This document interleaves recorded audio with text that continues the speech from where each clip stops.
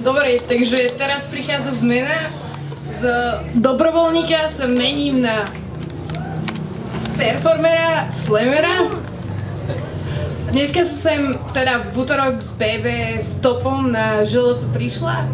Po ceste som spriaznenú dušu našla, nenašla. Teraz tu pred vami stojím. Možno do ďalšieho šoféra sa už naozaj zaľúbim. Ľúbim, neľúbim, ako to mám vedieť, keď všetci do jedného chcú len to jedno odo mňa zvedieť? Či vyzerám ako prostitútka? Ja, moje starké vnúčka? Ne. Budúca učiteľka? Celkom normálne, nenormálne dievča? Nevyzeráš iná.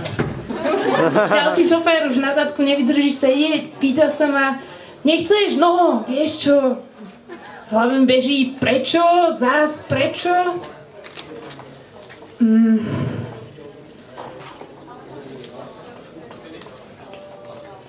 Teraz tu zase takto stojím a v hlave mi beží úplne niečo iné. Tak hovorím, teda šofér pýta sa, teda to už bolo. Tak hovorím, ďakujem, ale dneska nie. Krajina okolo nás stále pomaly plynie. On praví v pohode. Ja len dúfam, že moje mŕtve telo neskočí na druhý deň plávať niekde vo vode. V duchu sa modlím, Pane Bože, vďaka.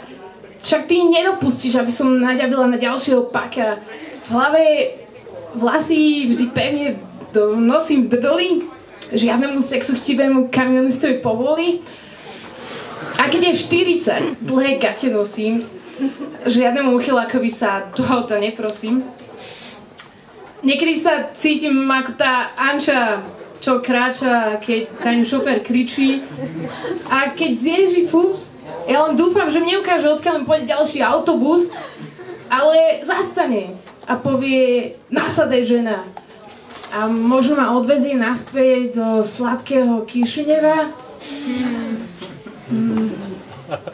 Mamka mi vraví, Nina, dávaj si pozor. Ja viem, že ona by najradšej na mňa niekedy uvalila policajný dozor.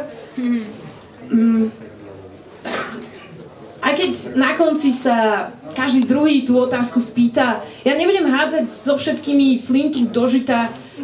Sú to len smutní muži a tých psie oči. Aspoň im zaspievam, poviem pár vtipov, oni sa odvďačia chlebom a vodou. Ja stopovať neprestanem.